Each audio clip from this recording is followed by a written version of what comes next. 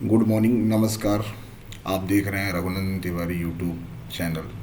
और हम इस यूट्यूब चैनल के माध्यम से current affair, bank SSC, railway, CG Vyapam और सीयूईटी से रिलेटेड पेपर कवर किए जाते हैं। पेपर पॉइंट ऑफ व्यू से हम लोग सबसे इम्पोर्टेंट टॉपिक लेके हाजिर हुए हैं कि highlights of the union budget 2023 and 2022-24, यानी जो भी आपका बजट रिलीज हुआ उससे रिलेटेड जो इम्पोर्टेंट टर्म है उनसे रिलेटेड जो कीवर्ड इम्पोर्टेंट है। इसका पार्ट 1 मैंने पहले ही रिलीज़ कर दिया है। पार्ट 2 यानी इम्पोर्टेंट हिंदी मीडियम में जो बजट है उसके क्या क्या इम्पोर्टेंट टॉपिक हैं। तो टाइम ना लेते हुए हम लोग अपने टॉपिक की ओर बढ़ते हैं। आप सभी अपना ध्यान रखें और अपनी पढ़ाई को आगे इसी तरह मूव करते रहें।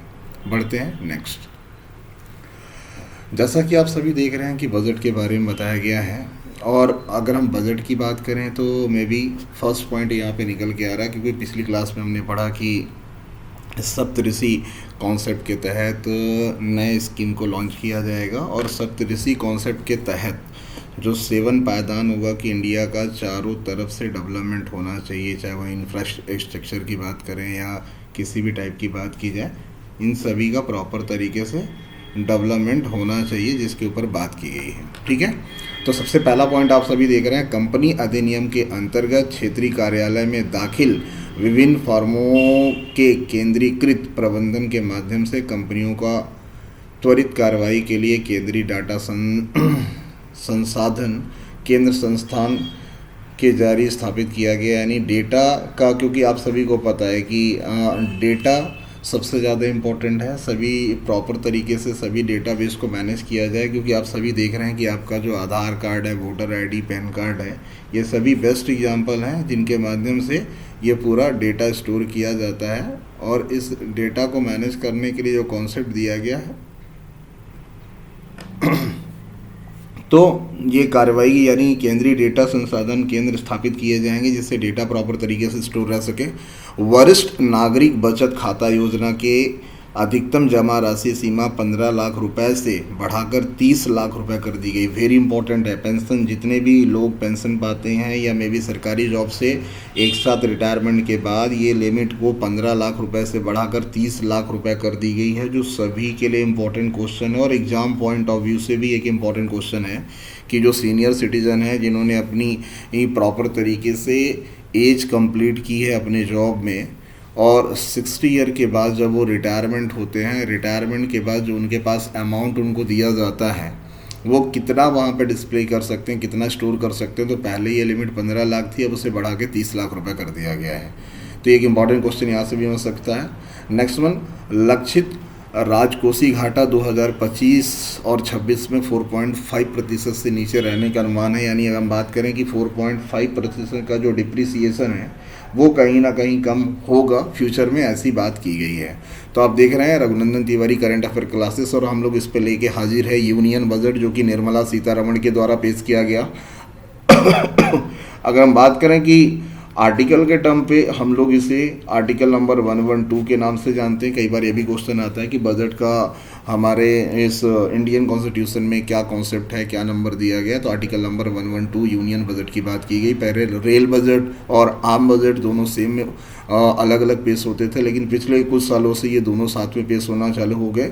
1 Feb लेट 11 AM पे इसे पेश किया जाता है। अभी करंट में हमारे फाइनेंस मिनिस्टर निर्मला सीतारमण हैं, जिनके माध्यम से पेश किया गया।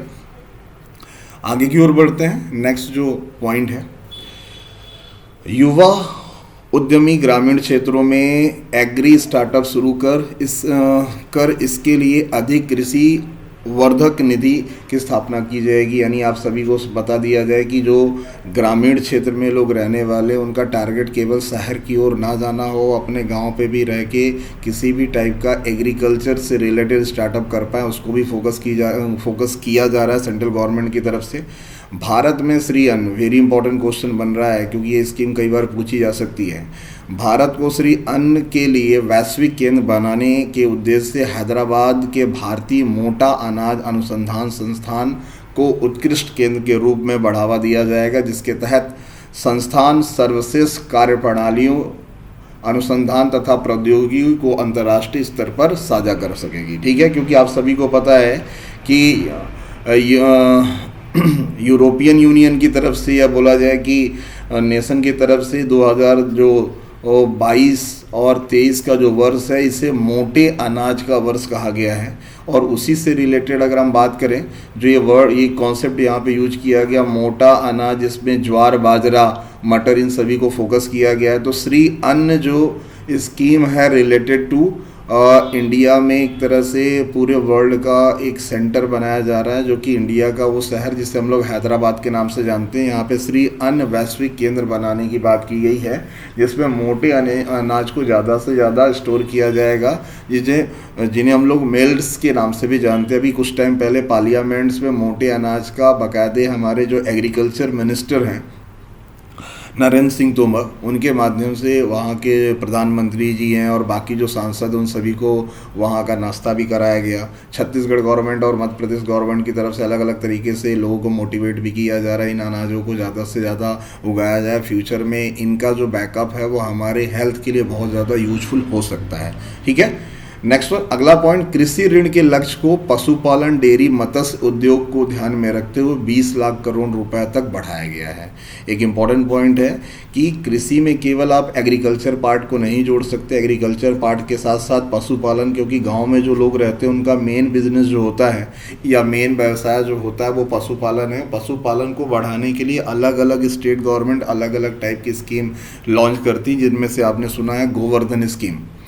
गोवर्धन स्कीम अगर हम बात करें तो छत्तीसगढ़ गवर्नमेंट की तरफ से ये गोवर्धन स्कीम स्टार्ट की गई कि यहाँ पे जो भी लोग एग्रीकल्चर के पार्ट में अगर अपने गांव में गाय भैंस या बैल रखते हैं तो उन्हें क्या बेनिफिट होगा। उन्हें कभी ये ना लगे कि सर ये हमारे लिए जस्ट लाइक एक्सपेंसेस बढ़ते जा रहे हैं। तो central government then state government की तरफ से भी इन सभी को फोकस किया जाता है, क्योंकि पशुपालन के थ्रू हम लोग क्या बढ़ेगा सर, डेयरी के बिजनेस। क्योंकि अगर आपको डेयरी बिजनेस और इंडिया में मिल्क का प्रोडक्शन अगर आपको ज़्यादा से ज़्यादा इंक्रीज करना है तो हमें डेयरी बिजनेस के ऊपर फोकस करना होगा, पशुपालन को बढ़ावा देना होगा।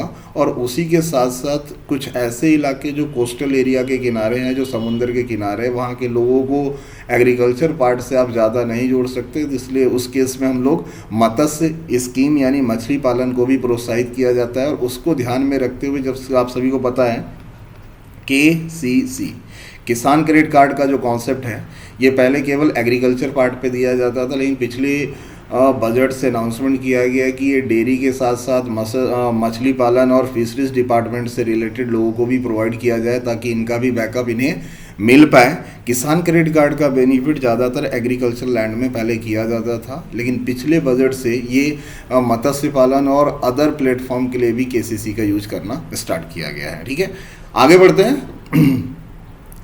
PM मत्स्य संपदा योजना की एक नई उप योजना को 6000 करोड़, इम्पोर्टेंट है, 6000 करोड़ रुपए की लक्षित निवेश के साथ शुरू किया जाएगा, जिसका उद्देश्य मछली पालकों, मत्स्य विक्रेताओं और सूक्ष्म तथा लघु उद्योगों को अधिक सक्षम बनाना है। इसके मूल श्रृंखला दक्षताओं में सुधार लाया जाएगा और बाजार तक पहुंच को बढ़ाया जाएगा। ठीक है, तो PM मत्स्य संपदा जो योजना है, PM मत्स्य संपदा योजना के तहत 6000 करोड़ रुपए एक्स्ट्रा प्रोवाइड किए गए ताकि इस स्कीम को और काफ़ी बड़े लेवल पे पहुंचाया जा सके।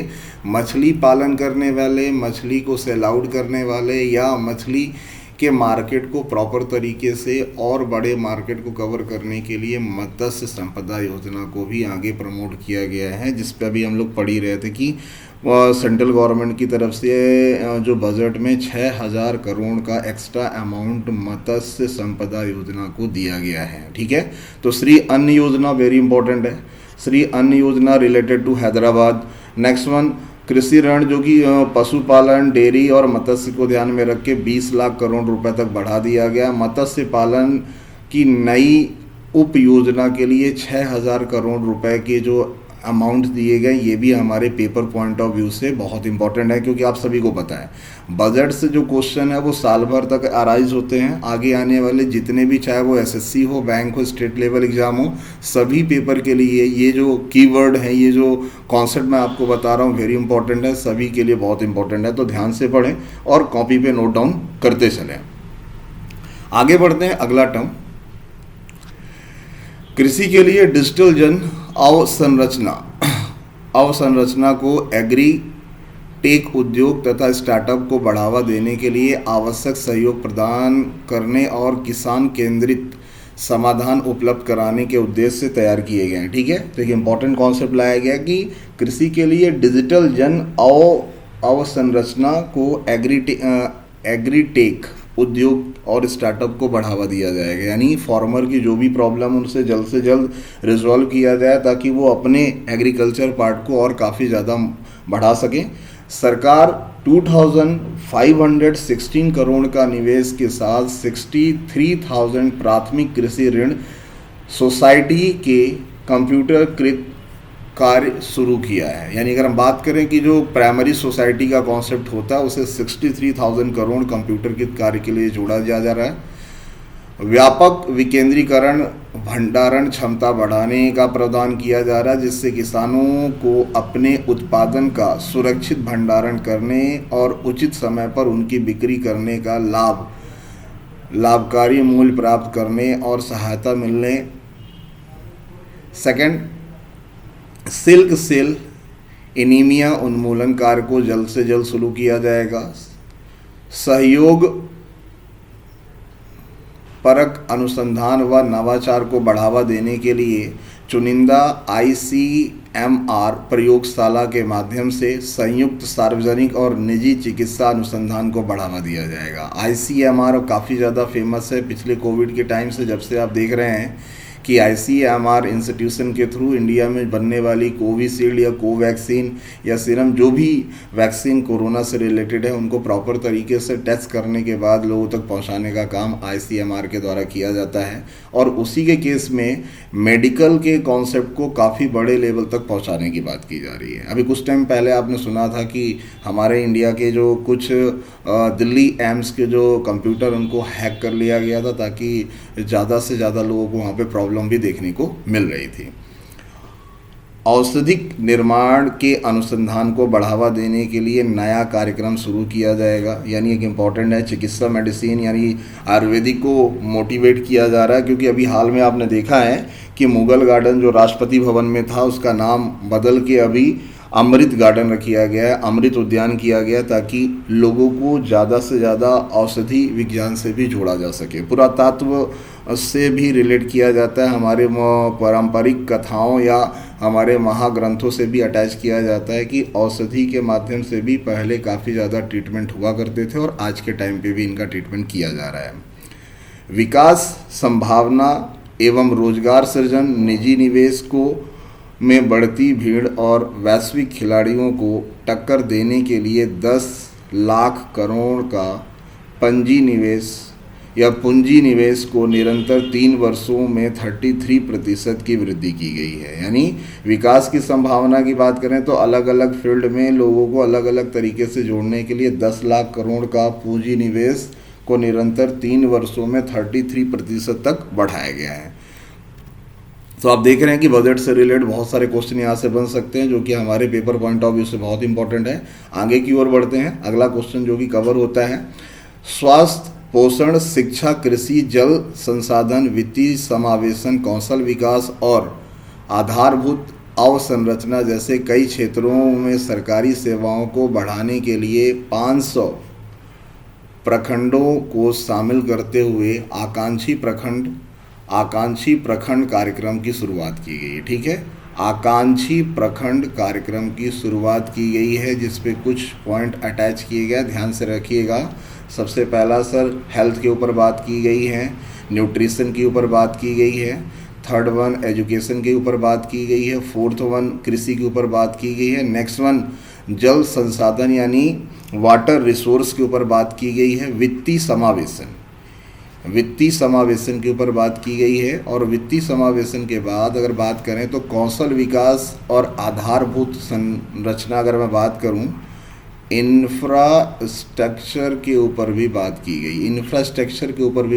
गई है जो कि प्रॉपर तरीके से अटैच किया जाएगा। 500 प्रखंडों को शामिल करते हुए आकांक्षी प्रखंड कार्यक्रम की शुरुआत की गई है। ठीक है, आगे बढ़ते हैं।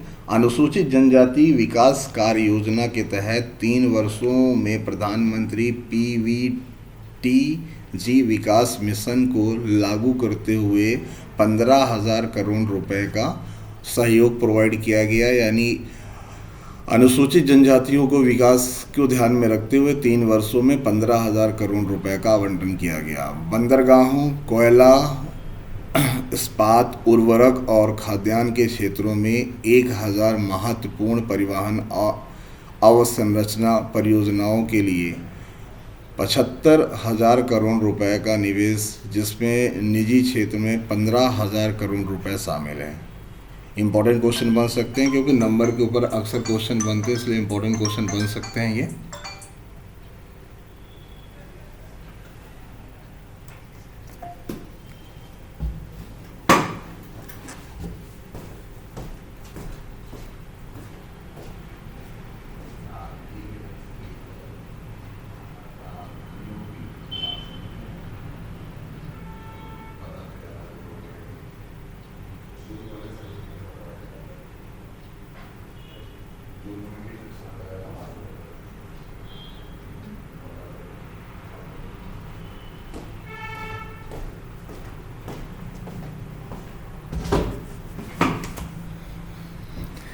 तो आप देख रहे हैं कि बंदरगाहों, कोयला, इस्पात, उर्वरक, खाद्यान्न क्षेत्रों में 1,000 महत्वपूर्ण परियोजनाओं संरचना की गई है। यानी अगर मैं बात करूं कि बंदरगाहों को प्रॉपर तरीके से डेवलपमेंट की बात की गई है, कोयले की बात की जा रही है, इस्पात, उर्वरक और खाद्यान्न के क्षेत्र में 100 महत्वपूर्ण परिवहन संरचना परियोजनाओं के लिए 75,000 करोड़ रुपए का निवेश, जिसमें से निजी क्षेत्र में 15,000 करोड़ रुपए शामिल हैं। यानी निजी क्षेत्र को भी यहाँ पे बढ़ावा किया जाएगा। अवसंरचनाओं में निजी निवेशक के अवसरों को बढ़ाने के लिए नया अवसंरचना वित्त सचिवालय स्थापित किया जाएगा। वित्त सचिवालय को स्थापित करने की बात की गई है। शिक्षकों के प्रशिक्षण के लिए सर्वोत्कृष्ट संस्थान के रूप में जिला शिक्षा एवं शिक्षण संस्थान विकसित किए जाएंगे। यानी कहीं ना कहीं एजुकेशन के लेवल को बढ़ाने के लिए, टीचर की ट्रेनिंग के लिए प्रॉपर तरीके से हर ज़िले में एक प्रशिक्षण संस्थान चलाए जाएंगे। भूगोल, भाषा सहित कई क्षेत्रों में उत्कृष्ट पुस्तकों की उपलब्धता बढ़ाने के लिए राष्ट्रीय डिजिटल बाल एवं किशोर पुस्तकालय की स्थापना की जाएगी। वेरी इंपॉर्टेंट है। डिजिटल बाल एवं किशोर पुस्तकालय, जो कि डिजिटल तरीके से भूगोल, भाषा सहित कई अन्य क्षेत्र की पुस्तकों का डिजिटल संग्रह बनाया जाएगा, जिसमें हम ज़्यादा से ज़्यादा बुकों के बारे में पढ़ पाएंगे। सतत लघु सिंचाई उपलब्ध कराने और पेयजल के लिए टंकियों को भरने के लिए भद्र परियोजना, वेरी इंपॉर्टेंट, भद्र परियोजना के लिए केंद्रीय मदद के रूप में 5,300 करोड़ रुपए का आवंटन किया गया। यानी अगर हम बात करें कि सतत लघु सिंचाई उपलब्ध कराने के लिए या पेयजल के लिए टंकियों को भरने के लिए कौन सी परियोजना चलाई गई है? भद्र परियोजना चलाई गई। और इस भद्र परियोजना के लिए जो अमाउंट आवंटन किया गया वो 5,300 करोड़ यानी 5,300 करोड़ रुपए का आवंटन किया गया, जिससे सिंचाई के साथ साथ पीने के पानी के टंकियों में भी पानी प्रॉपर तरीके से पहुंचाया जा सके।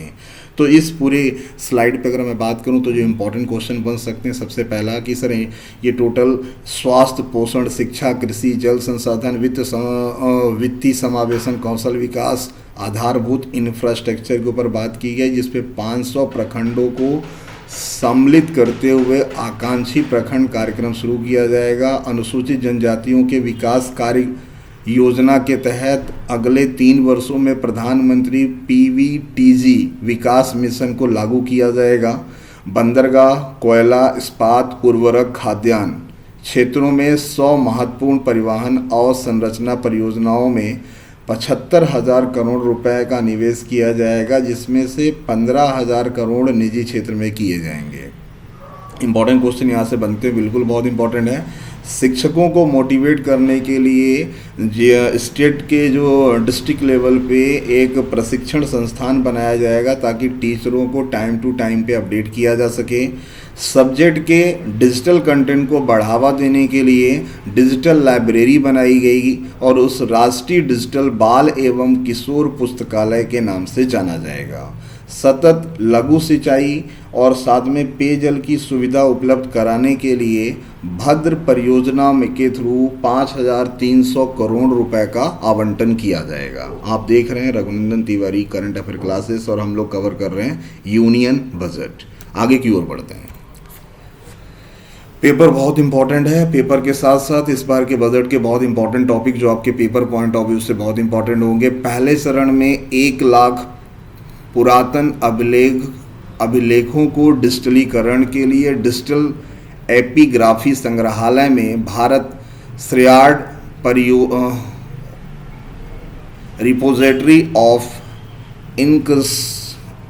इंक्रिप्शन की स्थापना करेगा। इंपॉर्टेंट क्वेश्चन बन सकता है कि पहले चरण में पुरातत्व विभाग को और ज़्यादा मजबूत करने के लिए डिजिटल लाइब्रेरी बनाई जा रही है और ये जो डिजिटल लाइब्रेरी है भारत के श्रेयार्ड रिपोजिटरी ऑफ इंस्क्रिप्शन की स्थापना की गई।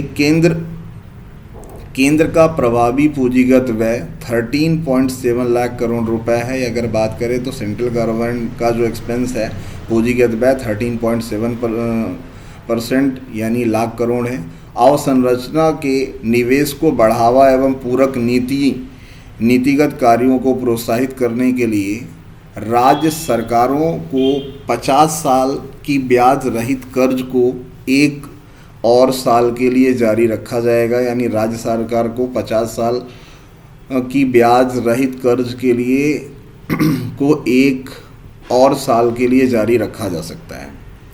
हमारे शहरों को भविष्य की स्थायी शहरों में बदलने के लिए राज्य और शहरों को शहरी नियोजन सुधार एवं कार्यों को प्रोत्साहन किया जाएगा, क्योंकि कहीं ना कहीं शहर का प्रॉपर तरीके से डेवलपमेंट होना चाहिए। भविष्य के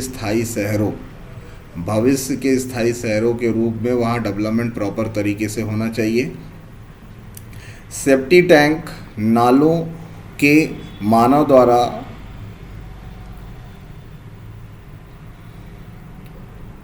निकाले या सफाई का काम पूरी तरह से मशीन युक्त बनाने के लिए शहरों को तैयार किया जाएगा। ठीक है, यानी अगर हम बात किया जाए तो कहीं ना कहीं सेफ्टी टैंक में अगर ह्यूमन बींग्स मूव करते हैं जाते हैं तो उनके डेथ की प्रॉब्लम कई बार आपने देखा है और ये दिल्ली हुआ, मुंबई हुआ, इन शहरों में आपको ज़्यादातर दिखाई देने मिलता है। इसलिए नगर निगम, जैसा हम बात करें कि दिल्ली में रोबोट का यूज़ किया जाता है, चाहे वो फायर सेफ्टी की बात करें या टैंक क्लीनिंग से रिलेटेड बात किया जाए, तो ये रोबोटिक्स को भी आगे प्रमोट किया जाएगा। नेक्स्ट वन, लाखों सरकारी कर्मचारियों को उनका कौशल बढ़ाने के लिए जन केंद्रित सुविधाएं उपलब्ध कराने योग्य बनाने के लिए एक एकीकृत ऑनलाइन प्रशिक्षण मंच आई गेट कर्मयोगी का शुभारंभ किया जाएगा। आई गॉट कर्मयोगी का शुभारंभ किया जाएगा। लाखों सरकारी कर्मचारी को उनका कौशल बढ़ाने के लिए एक नई स्कीम चालू की गई जिसे आई गॉट कर्मयोगी का शुभारंभ किया जाएगा। वेरी इंपॉर्टेंट है, पेपर में पूछा जा सकता है आई गॉट कर्मयोगी, जिसमें जो केंद्रीय या सेंट्रल गवर्नमेंट एम्प्लॉई हैं वो अपना कहीं ना कहीं नॉलेज का लेवल बढ़ा सकते हैं, अपनी स्किल को और ज़्यादा इन्हांस कर सकते हैं। आई गॉट कर्मयोगी का शुभारंभ किया जाएगा, इस बजट में ऐसा बोला गया है। कारोबारी सुगमता से 39,000 करोड़ अनुपालकों को हटा दिया गया है, जिसमें 34,000 करोड़ से अधिक कानूनी प्रावधानों का अपराध मुक्त कर दिया गया। यानी ऐसे कुछ कारोबारी थे जिनके ऊपर इस टाइप के थे, उनको हटा दिया गया। सरकार की विश्वसनीयता को बढ़ाने के लिए दिशा में 42 केंद्रीय कानूनों को संशोधन के लिए जन विश्वास विधेयक में लाया गया है, जिसमें 42 कानूनों को जन विश्वास विधेयक के थ्रू अटैच किया गया है। आगे बढ़ते हैं। कृत्रिम बुद्धिमत्ता को भारत में बनाएं और कृत्रिम बुद्धिमत्ता से भारत के लिए कार्य कराएं के विजन को साकार करने के लिए देश में शीर्ष शैक्षिक संस्थानों के कृत्रिम बुद्धिमत्ता के लिए 3 उत्कृष्ट केंद्र स्थापित किए गए हैं। स्टार्टअप्स और शिक्षाविदों द्वारा नवाचार और अनुसंधान शुरू करने के लिए राष्ट्रीय डेटा शासन नीति लाई जाएगी। व्यक्तियों की पहचान और पते के लिए मिलान और उद्यम तकनीकीकरण के लिए वन स्टॉप समाधान की व्यवस्था की जाएगी। यानी पहचान प्रमाण पत्र या कहीं कोई प्रॉब्लम अगर आती है तो उससे related one stop solution provide किया जाएगा, जिसपे डिजी लॉकर सेवा और आधारभूत मूलभूत पहचान के रूप में प्रयोग किया जाएगा। डिजी लॉकर के थ्रू हम अपने डॉक्यूमेंट को डिजी लॉकर में स्टोर कर सकते हैं और कहीं पे भी ज़रूरत पड़ने पर हम उसे यूज कर सकते हैं। स्थानीय खाता संख्या यानी पैन का इस्तेमाल विनिर्दिष्ट सरकारी एजेंसी की सभी डिजिटल प्रणालियों के लिए पैन को सामान्य पहचानकर्ता के रूप में प्रयोग किया जाएगा। इससे कारोबार करना आसान होगा। यानी पहचान जो हमारा पैन कार्ड है, अभी तक वो आइडेंटिटी प्रूफ एक्सेप्ट नहीं किया जाता था, अब उसे आइडेंटिटी प्रूफ के रूप में भी एक्सेप्ट किया जाएगा। कोविड अवधि के दौरान एमएसएमई अपनी संविदाओं को निष्पादित करने में विफल रहे तो उन्हें बोली या निष्पादन प्रतिभूत संबंधित जब्त राशि का 95% लाभ सरकार और सरकारी उपक्रम द्वारा उन्हें लौटा दिया जाएगा। प्रतिस्पर्धी विकास ज़रूरतों के लिए दुर्लभ संसाधनों को बेहतर तरीके से आवंटित करेगा। यानी अगर बात किया जाए कि जो भी ऐसे संसाधन हैं जो काफ़ी तरीके से कोविड के दौरान बंद होने, उन्हें गवर्नमेंट की तरफ से ज़्यादा मदद प्रोवाइड की जाएगी। तो यहाँ 2 इम्पॉर्टेंट क्वेश्चन बन सकते हैं कि 3 AI आर्टिफिशियल इंटेलिजेंट सेंटर बनाए जा रहे हैं, पैन कार्ड को आइडेंटिटी प्रूफ की तरह यूज किया जाएगा और लोगों को अपने आइडेंटिटी को सेफ तरीके से रखने के लिए डिजिटल लॉकर की सुविधा प्रोवाइड की जाएगी। आगे बढ़ते हैं। अब देख रहे हैं प्रतिस्पर्धी विकास ज़रूरतों के लिए दुर्लभ संसाधनों को बेहतर तरीके से आवंटित करने के लिए परिणाम आधारित यानी वित्त पोषण की सुविधा प्रदान करता है। दूसरा, न्याय के प्रशासन की दक्षता लाने के लिए 7,000 करोड़ रुपए के परिव्यय से ई न्यायालय परियोजना का चरण 3 शुरू किया जाएगा। यानी अगर हम बात करें ई न्यायालय की परिवहन चालू किया जाएगा, जिससे ज़्यादा से ज़्यादा केसों को टाइम से क्या किया जाए, रिलीज किया जा सकता है। LGD CDS और मशीनों के स्वदेश में ही उत्पादन को बढ़ावा देने के लिए आयात पर निर्भरता घटाने के लिए अनुसंधान और विकास अनुदान प्रदान किए जाएंगे। ठीक है, हम ज़्यादा से ज़्यादा किसी दूसरे कंट्री के ऊपर मशीनरी के लिए डिपेंड ना रहें, हमें खुद आत्मनिर्भर बनना चाहिए। प्रधानमंत्री जी का कहना भी है कि हम लोग आत्मनिर्भर भारत को आगे क्या करें, प्रमोट करें।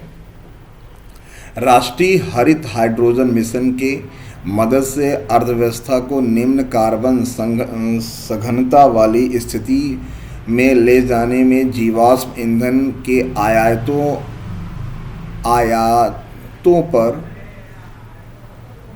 निर्भरता को कम करने के लिए 2030 तक 5 MMT वार्षिक उत्पादन का लक्ष्य निर्धारित किया गया है। ठीक है, ताकि कार्बन को हम ज़्यादा से ज़्यादा क्या कम कर पाएँ। राष्ट्रीय हरित हाइड्रोजन को फोकस किया जा रहा है। 2025 से 2024 तक हम हाइड्रोजन की पहली ट्रेन का भी टेस्टिंग करने वाले हैं। ऊर्जा परिवर्तन तथा विलय शून्य उद्देश्य और ऊर्जा सुरक्षा की दिशा में प्राथमिकता प्राप्त पूंजीगत निवेशकों के लिए 35,000 करोड़ रुपए का प्रावधान किया गया है। इम्पोर्टेंट है। अर्थव्यवस्था को धारणीय विकास के मार्ग पर ले जाने के लिए बैटरी ऊर्जा भंडारण प्रणालियों को बढ़ावा दिया जाएगा। बैटरी ऊर्जा प्रणालियों को बढ़ावा दिया जाएगा, यानी कहीं ना कहीं बैटरी के थ्रू जो ऊर्जा जनरेट होती है उसको बढ़ावा दिया जाएगा। लद्दाख में नवीनीकरण ऊर्जा निष्क्रमण और ग्रिड एकीकरण के लिए अंतर्राज्यीय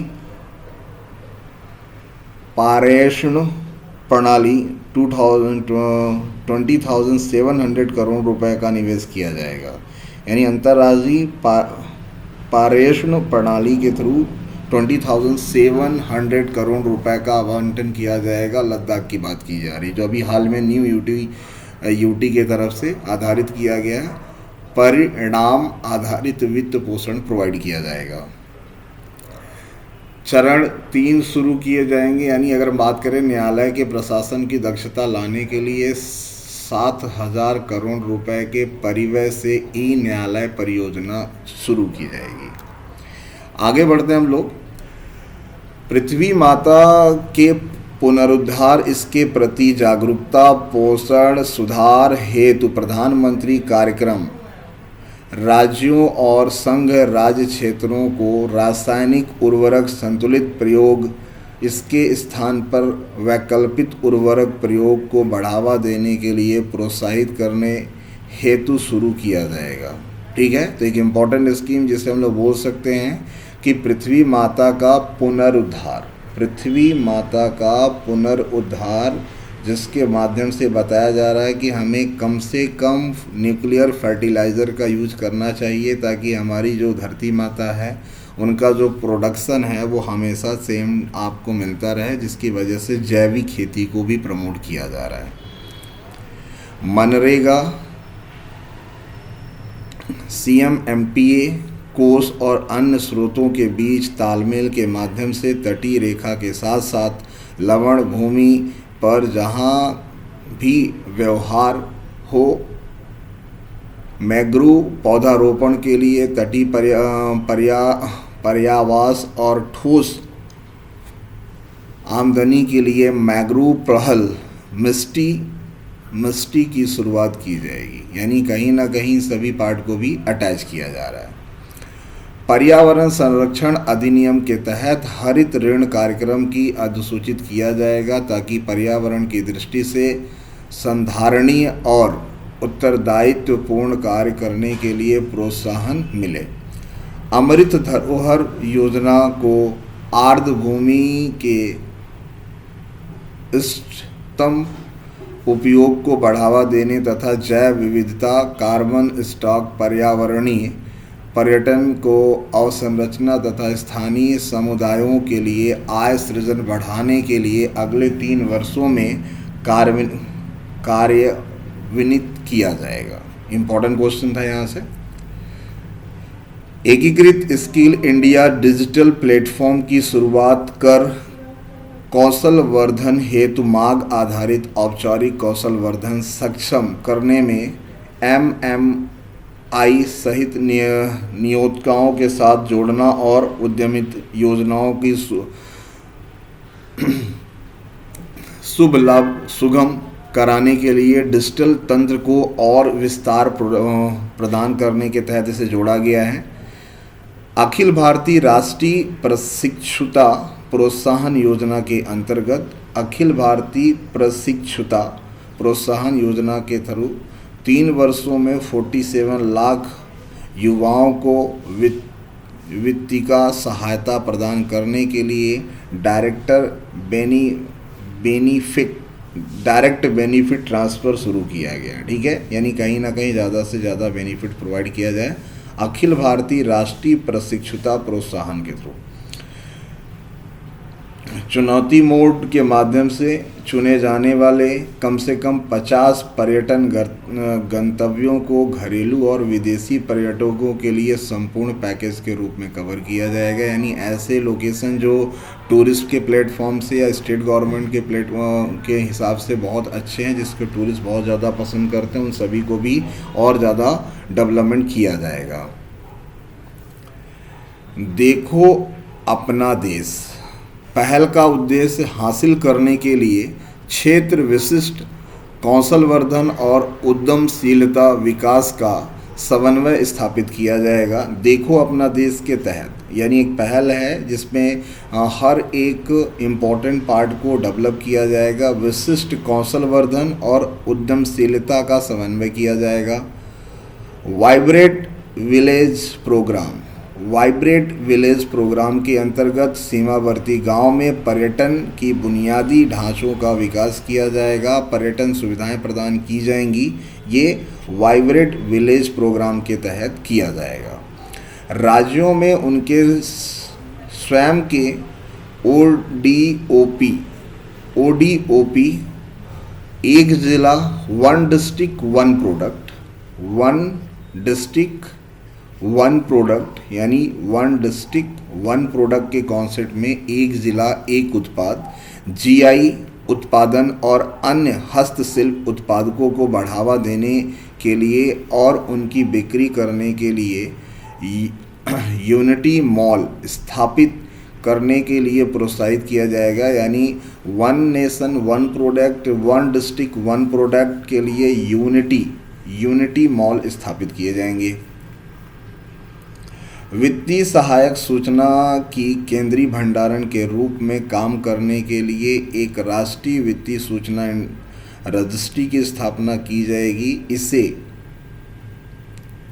ऋण का कुशल प्रवाह संभव हो पाएगा। वित्तीय समावेशन को बढ़ावा मिलेगा और वित्तीय स्थिरता बढ़ेगी। एक नया विधायी ढांचा क्रेडिट पब्लिक इंफ्रास्ट्रक्चर को भी विनियमित करेगा और इसे आरबीआई के साथ परामर्श करने में डिज़ाइन किया जाएगा। आम लोगों और विनियमितता संस्थानों से सुझाव प्राप्त करने के साथ वित्तीय क्षेत्र के विनियमकों से मौजूदा विनियमों की व्यापक समीक्षा की जाएगी। विभिन्न विनियमों के अंतर्गत आवेदक तथा निर्णय की समस्याओं का निर्धारित किया जाएगा। GIFC से व्यापार गतिविधियों को बढ़ावा दिया जाएगा। यानी अगर हम बात करें GIFT और GIFC के माध्यम से व्यापार को काफ़ी ज़्यादातर हमें सुगमता से लोगों तक पहुंचाने में बेनिफिट मिलेगा। आगे बढ़ते हैं। दोहरी विनिमय से बचने के लिए SIZ अधिनियम के अंतर्गत IFSCA शक्ति प्रदान की जाएगी। IFSCA IZ प्राधिकारियों तथा GSTN RBI SEBI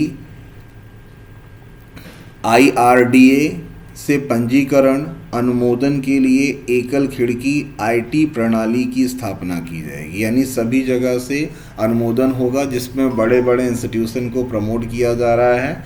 RBI SEBI IRDA के पंजीकरण के लिए सिंगल विंडो ओपन की जाएगी। विदेशी बैंकों में IFSC बैंकिंग इकाइयों द्वारा अधिग्रहण वित्त पोषण की अनुमति की जाएगी। व्यापक पुनः वित्त पोषण के लिए एक्सिम बैंक की एक सहायक संस्थान की स्थापना की जाएगी। बिल्कुल सही है, Exim bank import export bank की एक सहायक स्थापना की जाएगी। मध्यस्थ अनुषंगी सेवाओं के लिए SIZ अधिनियम के तहत दोहरे विनियमन से बचने के लिए सर्वाधिक प्रावधानों के लिए IFSCA अधिनियम के संशोधन किए जाएंगे।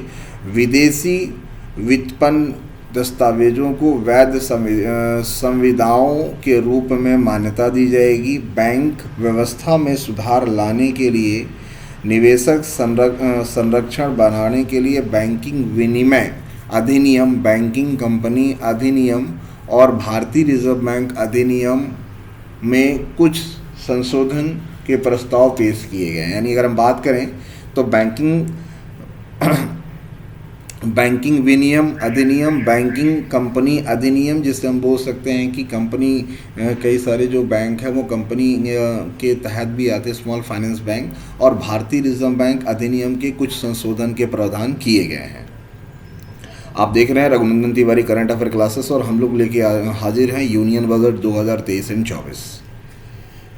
नेक्स्ट वन पॉइंट है डिजिटल निरंतरता समाधान ढूंढने वाले देशों के लिए GIFT IFSC में उनका डेटा दूतावासों की स्थापना सुगम की जाएगी। सेकंड, प्रतिभूति बाजार के कार्य निष्पादकों और पेशेवरों की क्षमता निर्माण हेतु राष्ट्रीय प्रतिभूति बाजार संस्थान में शिक्षा हेतु मानदंड और स्तर तैयार करने, विनियमित करने और बनाए रखने के लिए प्रवृत्ति के लिए और डिग्री, डिप्लोमा और सर्टिफिकेट को मान्यता प्रदान करने हेतु सेबी का सशक्त किया जाएगा, क्योंकि कोई भी डॉक्यूमेंट है उन सभी को प्रॉपर तरीके से चेक करने के लिए हम लोग बोल सकते हैं security exchange board of India को ये प्रमोट किया जा रहा है। निवेशक, शिक्षक और संरक्षण निधि प्राधिकरण से निवेशक अदावी शेयर और अप्रदत्त लाभांशों का आसानी से पुनः दावा कर सकते हैं। इसके लिए एकीकृत IT पोर्टल स्थापित होना चाहिए, यानी जहां पे वो अपनी कंप्लेंट दायर कर पाए। आज़ादी के अमृत महोत्सव के उपलक्ष्य में एक एकल नई लघु बचत योजना महिला सम्मान बचत प्रमाण पत्र शुरू किया जाएगा। महिलाओं या बालिकाओं के नाम पर आंशिक आहरण विकल्प के साथ 2 वर्षों की अवधि के लिए 7.5% की नियत ब्याज दर पर 2 लाख रुपए तक की जमा सुविधा का प्रस्ताव देगा। यानी 2 लाख रुपए तक के हम लोग जमा प्रस्ताव के ऊपर बात की गई है, जो कि आज़ादी के अमृत महोत्सव में वीमेन एम्पावर को मजबूत करने के लिए किया जा रहा है।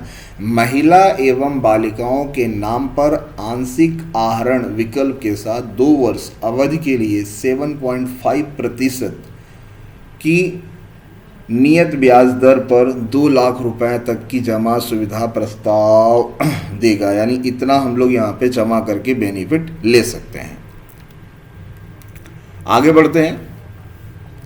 मासिक आय खाता योजना के लिए अधिकतम जमा राशि को एकल खाते में 4.5 लाख रुपए से बढ़ाकर 9 लाख रुपए और संयुक्त खाते में 9 लाख रुपए से बढ़ाकर 15 लाख रुपए कर दी गई है। ठीक है, अगर किसी का सिंगल खाता है जो कि जॉइंट अकाउंट नहीं है, वहाँ पे जो मिनिमम बैलेंस था वो 4.5 लाख रुपए से बढ़ाकर 9 लाख रुपए कर दिया गया, और जॉइंट खाते में जो लिमिट 9 लाख रुपए की थी उसे बढ़ाकर 15 लाख रुपए कर दी गई है। आप देख रहे हैं आगे यूनियन बजट के कुछ इंपॉर्टेंट हेडलाइंस जो कि पेपर पॉइंट ऑफ व्यू से बहुत इंपॉर्टेंट है। राज्यों के नियमित संपूर्ण 50 वर्षीय ऋण को वर्ष 2023 और 24 के अंदर पूंजीगत व्यय पर खर्च किए जाते हैं। इससे में अधिकांश ऋण व्यय राज्यों के विवेक पर निर्भर करते हैं, परंतु इस ऋण का एक हिस्सा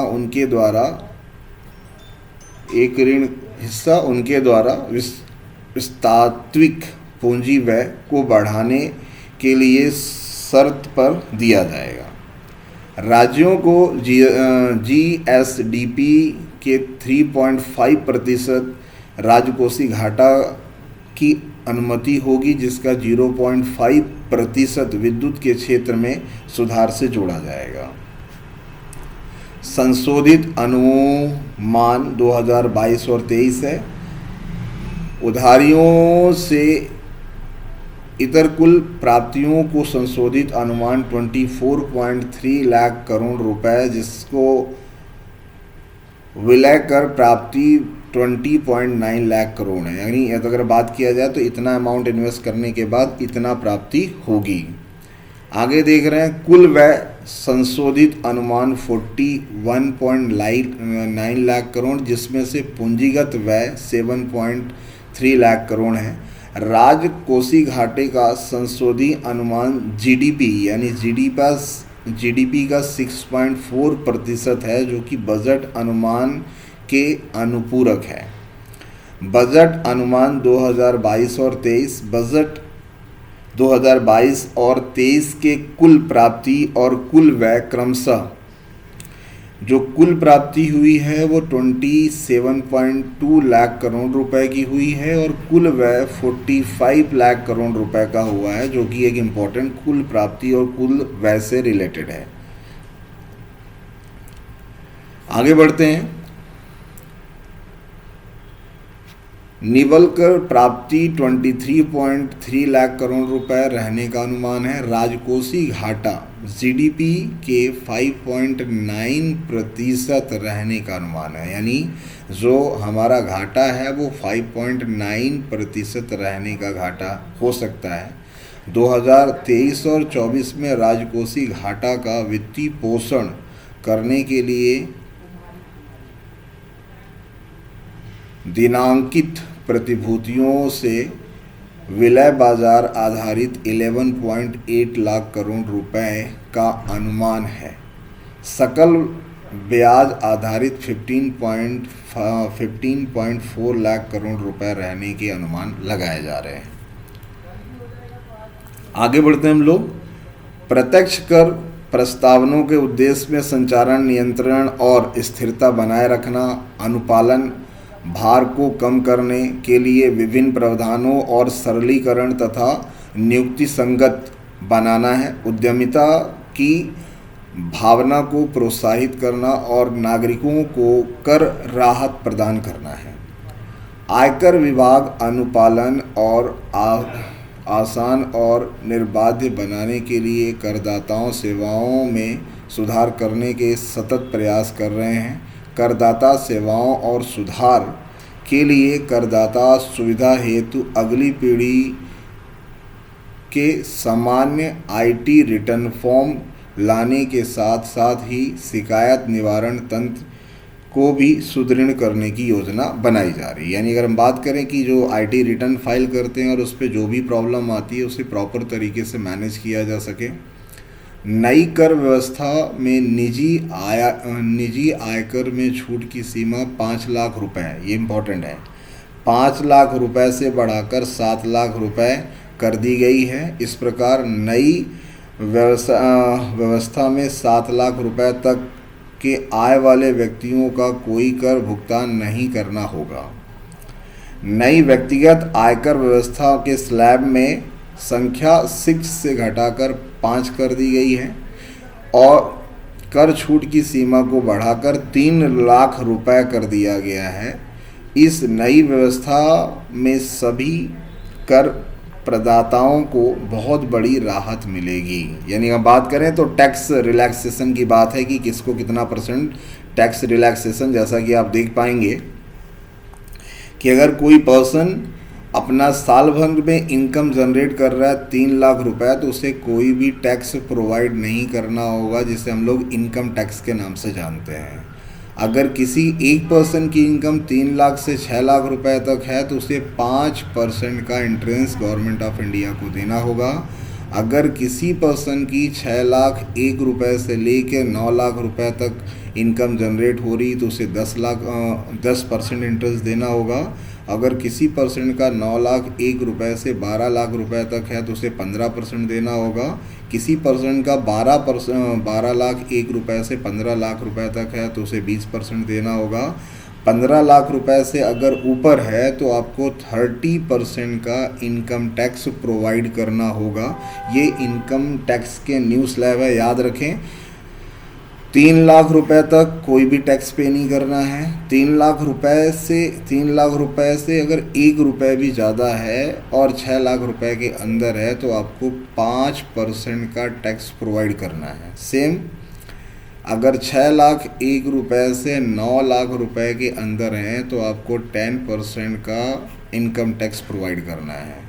9,01,000 से लेकर अगर आप 12 लाख रुपए तक हैं तो आपको 15% का स्लैब दिया गया है। नेक्स्ट वन, 12% से लेकर अगर 12 लाख से लेके 15 लाख रुपए तक अगर आप कमाते हैं तो आपको 20% देना होगा। और 15 लाख रुपए से जहाँ तक भी आप कमाते हैं आपको 30% का इनकम टैक्स देना होगा। अगर हम बात करें तो टोटल स्लैब कितने हो गए हमारे पास, तो सर 5%, 10%, 15%, 20% एंड 30%। याद करने का बहुत इजी तरीका है कि सबसे पहले 5 है, उसके बाद 10 है, उसके बाद 15 है, फिर 20 है, फिर 30 है। यानी अगर देखा जाए तो पहले 5-5 का डिफरेंस है, आखिरी में आपको जो सीधे डिफरेंस मिल रहा है वो अगेन 20 के बाद सीधे 30 है। ठीक है, ये 15 लाख रुपए के ऊपर अगर आप इनकम जनरेट करते हैं तो आपको ये अमाउंट पे करना होगा। ठीक है, तो 5% कहाँ पे देना होगा, 3 लाख से 6 लाख के अंदर अगर आप इनकम जनरेट करते हैं, 6 लाख से 9 लाख तक जनरेट करते हैं तो 10%, 9 लाख से लेके 12 लाख तक अगर आप जनरेट करते हैं तो 15%, 12 लाख से 15 लाख रुपए तक अगर आप जनरेट करते हैं तो आपको 20%, और 15 लाख के ऊपर अगर आप जनरेट करते हैं तो आपको 30% का इनकम टैक्स देना होगा। तो आप देख रहे हैं रघुनंदन तिवारी यूट्यूब चैनल, और हम लोग इसके माध्यम से बजट 2022 और 23 को आपके 2023 और 24 का बजट आपके सामने फेस है। इम्पॉर्टेंट कीवर्ड है, हिंदी में पेश किया गया ताकि ज़्यादा से ज़्यादा जो भी एसएससी के स्टूडेंट हैं जो कि जीडी एमटीएस का पेपर दे रहे हैं उन सभी के लिए बहुत इंपॉर्टेंट है। ज़रूर उसे देखें और लोगों तक इसे ज़्यादा से ज़्यादा शेयर करें। कोई भी अगर क्वेश्चन है आपका तो आप उसे कमेंट बॉक्स में टाइप कर सकते हैं, अपने डाउट को हमसे पूछ सकते हैं।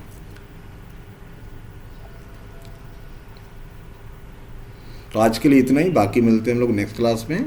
तो जो भी रिव्यू है, जो भी आपके कमेंट होंगे वो हमें ज़रूर टाइप करके बताएं।